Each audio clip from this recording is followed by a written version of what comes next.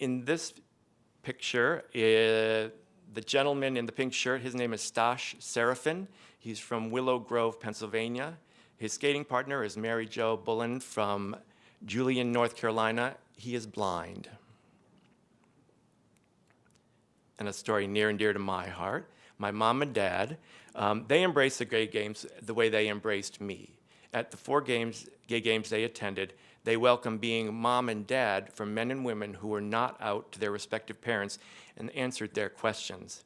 And they agreed to run mixed medley relays with me at 2 gay games.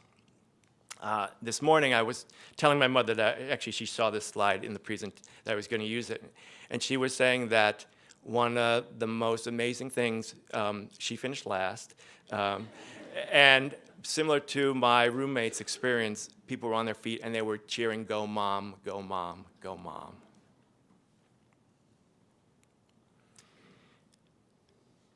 Moving forward is Paris in 2018. And when thinking about the relevance of the gay games going forward, Paris has fully embraced the need for the gay games to reach out to gay, lesbian, bisexual, and transgender participants in the 77 countries where it's still illegal to be LGBT. There clearly, even in the US, there are reasons that the games are important and will continue to be. They'll look a little different, but it's still a lot of individuals who need that support. I will close with Tom's remarks from the closing ceremony of Gay Games 2. Quote, "We have talked for years about being teachers, and that is what we have become. We have something to teach a world that clearly seems to be going mad. We have taken responsibility for ourselves, particularly in the face of the AIDS crisis. We have set the standards for care and support. We will soon be teaching others. With the activities of this past week, we have demonstrated what tolerance, friendship, and understanding can achieve. The world needs a lot more of these things, and we can give it. We have many battles ahead of us before we achieve parity in our respective societies. There are people who fear our differences, who do not understand us. They will be educated through events such as those you've enjoyed this past week."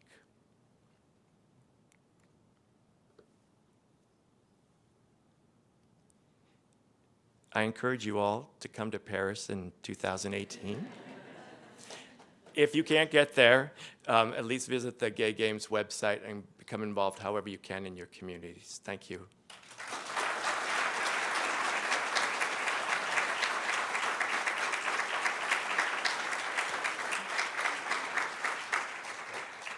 Do we have time to do the gifts or move on? I think we'll move on. We'll just do it right at the end. Okay, good. Thank you so much. That was fantastic. Jeffrey, thank you so much. It was a wonderful, wonderful presentation. And a quick side note that relates to your story about your mom and dad and their support for the Gay Games. Just about a week and a half ago, I spoke for the first time with Jim and Jean Genassi, who I had mentioned in my introductory comments during the first hour. Jim, both are graduates of Springfield College. Jean graduated with the first full class of women in 1955. Jim was from the class of 1950. They're in their mid-80s. Jim himself was a humanities professor here. He taught physical education for 37 years. They have a son, Gary Genassi, who came out as gay in 1982, the year that the Gay Games started.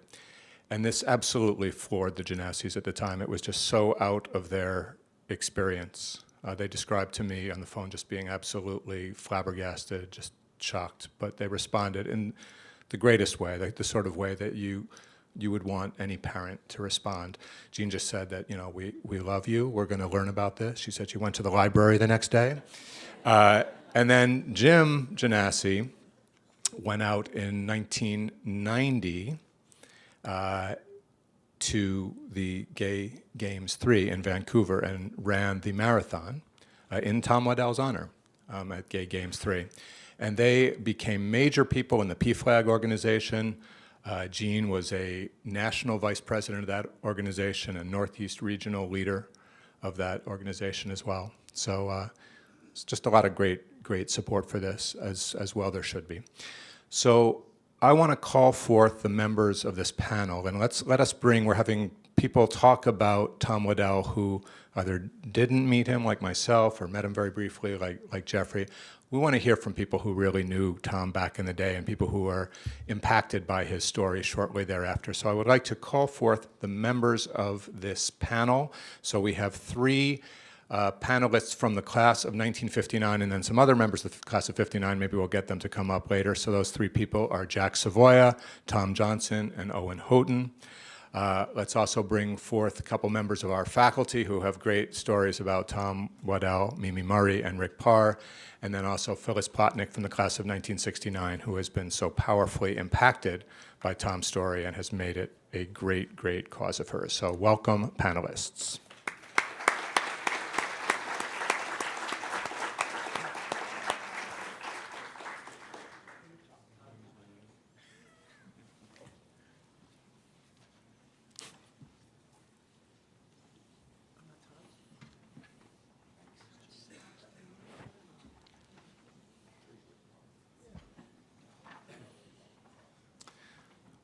All right, so we're going to keep a pretty casual format for this for the next 25 minutes or so. And what I want to start out by doing is asking the members of the class of 1959 who arrived here with Tom Flubacker, as he was known then, in the fall of 1955, to give us a sense of your first and early impressions of the man. Let's see, Jack, maybe you can get started there at the end. Certainly. Can you hear me? We can always hear you, Jeff. My first impression was both Tom and I, at that time, when we first met, we were in physical education skills class. And then Tom and my relationship got stronger with Tom as we both participated in track, and I tried a little bit of football. And we both were captains in 1959. My relationship with him continued. He decided to go on to medicine, and although I was in physical education, I decided I would try dentistry. So we came back an extra year, and our relationship continued. I visited with Tom when he was up in the Berkshires, when he was working at the camp, and we continued together in touch after we went through dental school. He went through medical school, I went through dental school, and then after I saw that special program, 2020, well, I think the first shock I got, like many of us did, is when Tom came out in People's Magazine. But at that point, when I saw Tom in that magazine, it just seemed, all of a sudden, something went through my mind and it said, so what? And that is an attitude that I have maintained since then. I've got to know, I went to visit Tom shortly before he died, met Jessica. I don't understand this, but I hope to find out soon. She used to call me Cheesy Butt. And I don't know why, but I'm going to find out why. And I talked recently with Sarah, so that our relationship is going to continue. And what else I can say about Tom is, I think what Tom taught me the most, and I think it's what he's taught all of us, is that it's not, life is not about who we love, but life is about how we love. And we know how Tom loved all of us, and I'll always carry that with me. Beautifully said, Jack. Thank you so much. Tom Johnson, also a classmate of Tom Waddell's. What were your first impressions? Well, first impressions were very convenient. primarily because I lived directly across the hall from Tom and Don Marshman. And they were both revered. You look across the hall and here are 6'3" human specimens, both extremely, extremely fine athletes. And just to show you Tom's charisma, Don arrived at Springfield as an all-state basketball player. 6'3", all-state Connecticut, could shoot the ball and shoot the lights out. Tom said, "Donnie, you have to become a gymnast." He said to me, "You have to become a gymnast." We both did. My baseball coach said, "You don't want to play baseball if you're muscle-bound," so that did my gymnastics career. But Don Marshman, at 6'3", became All-New England in an event that that time was brand new, the trampoline and also the flying rings. And, as you heard earlier, the flying rings ultimately killed Donnie Marshman. But it just showed the relationship that Tom had with other people and his charisma, his dealing with people. Fantastic. Thank you so much, Tom. Owen, you told me a very funny story about Tom's name. It came in as Flubacher. He was Tom Waddell towards the end. Can you share that story with the crowd, please? Yes, thank you. My relationship was not nearly as intimate as you two, but back in the day, people were put in skills classes by the alphabet, and I think also in the dorms. So Flubacher and Houghton were always in skills classes.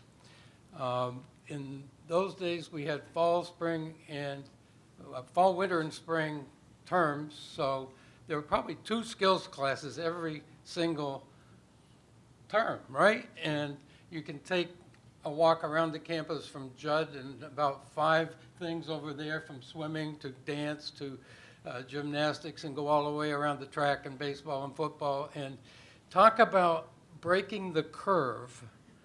I thought I was a good athlete until Tom excelled in every one of those courses. The pride that I now feel for having him be a classmate and having that relate to the name of our teams here is really striking me today.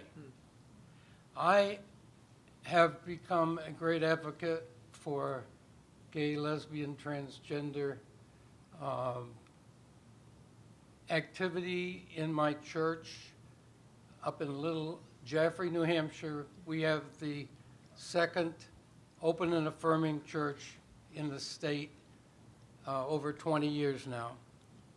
And whenever I see what Marty has done, what the college is doing, it gives me incredible pride to have known Tom Waddell. Thank you, Owen. These are the stories I just find so moving, the way that Tom Waddell's journey really reconfigured people's worldviews. Just this week, Scott Berg passed along an email from a gentleman who is here today who drove down from New Hampshire, who I've yet to meet, actually, but you're in the audience here someplace, who is a track coach still at Exeter High School. Is that you right here? I see that, Exeter. This is Stephen Holmes, also from the class of '59. Looks like he could get out and compete, and in fact, he has been a quite an elite level performer to this day, and wrote this beautiful email about how he tried to compete with Tom Waddell throughout their time together. Maybe he'll have a chance to share this story in a little bit. Only beat him once, he said, in the high jump, but he was, really helped him with his technique on the javelin and the discus. He thinks about him all the time when he competes. That he's retired from teaching, but that he still coaches track and field in New Hampshire on the seacoast, where one of his competitors at one point a few years back was Bree Hill, who ran track and field at Summers Worth, right? Okay, got it right this time, interestingly enough. But the thing that was so moving about the email was that he also said that he had started a Gay Straight Alliance, LGBT support group in schools. And so you just get a sense of Tom's work rippling out all the good that it has done in so many places. Mimi Murray, perhaps you can share with us your time at Springfield College, which obviously continues on to all of our great benefit, but at your early days coincided with some of Tom's time at Springfield College. And can you give us a sense of your impressions of Tom? Thank you, Marty. I did put together some slides, and I can't see them from here, so would you mind if I stand up there for a minute? Go right ahead. I'm sorry. Well, I thought it would be good to share with you some of the photographs of Tom, but I also want to thank President Cooper because of her stand in terms of inclusion. This wouldn't have happened had it not been for her being here. And thank you very much, President Cooper. And Phyllis Platnick, who doggedly stuck to her ideal about having Tom remembered in a very wonderful way. And Phyllis was a great athlete here. We haven't mentioned that. She played field hockey, basketball, and softball too, I believe. Fabulous athlete. She was on, when I first returned to the college to teach, Phyllis was on our teams, and great, probably the star of all of them. So thank you for your commitment to this too. And to Marty, of course. It wouldn't have happened were it not for your vision of Tom and what you've learned about him. So I put together a few slides to give you an idea. I did date Tom a couple of times. He was a great dancer. I love to dance. And I think that's probably how we ended up going out together, because he's just a delightful guy. So let's see. And I'm sorry, I apologize to the other panelists that my name was up there when they were making all their poignant comments. But anyway, these are, this is a quote from Greg Louganis, okay? And he, if you remember, swept 2 Olympics, the platform and the springboard diving gold medals. And you can read, but see that he, in the foreword to the book that Marty mentioned to you, he, I thought, quite beautifully captured Tom and their similarities. And you can see that, you can read it, I don't need to read it for you, but they both had the same sort of struggles. Greg Louganis, of course, came out as being gay. Both Tom and Greg didn't want to come out during the Olympics, during the time of the Olympics. They were afraid it would have an influence and effect, and certainly in that day and age it would have. So they were very wise in that. But just to give you an idea of how other people felt about him. These things you've all heard about Tom already. I don't need to go over those. I particularly love this photograph of Tom because it shows his intent, his seriousness. And I love this one too, freckles and all of Tom as a little boy. And you've already seen this, but I don't know if you got the point. This is on the edge of the Empire State Building. They are holding this handstand, and that was his adopted father. And they were vaudevillians. He was a triple balance team, and it truly was. It isn't imposed. You can actually see that on a YouTube video. Oh, good. If you call out the Jackson Brothers and Empire State Building to this day, it's a great YouTube video. I think it's from 1936 or 38, back when it was legal to do such a thing. Exactly. And this is Tom in high school, and it says, the caption in the book that I found, it said that this was in a gymnastics exhibition. Actually, his mother owned a dance studio, and this was one of their performances. And I'll get moving along much more quickly, but here's Tom in the middle, and of course, and it's on a show, and next to Tom, he's not in the middle, sorry, reflections. This is Don Marshman, and of course, this is Tom. Don Marshman we've already heard about. Tom was very affected and influenced by the loss of Don Marshman, a brilliant man. And this is a photo of Don Marshman on the trampoline that I thought we should share with you so you could get a sense of Don as well. This is Tom in our gymnastics team, right in the middle. He was captain of the team that year. And these are pyramids, which are still the team does. We don't do them on parallel bars anymore, but certainly you can see that quite a bit of balancing, a good remembrance for his father as well. And he loved to dance, as I said. Tom's up there in the right-hand corner. And it was one of the dances, or there's always a dance, or has been in the exhibition, program, and the guys danced and loved it, and it was super. And here's Tom, the second from your left, of course, and on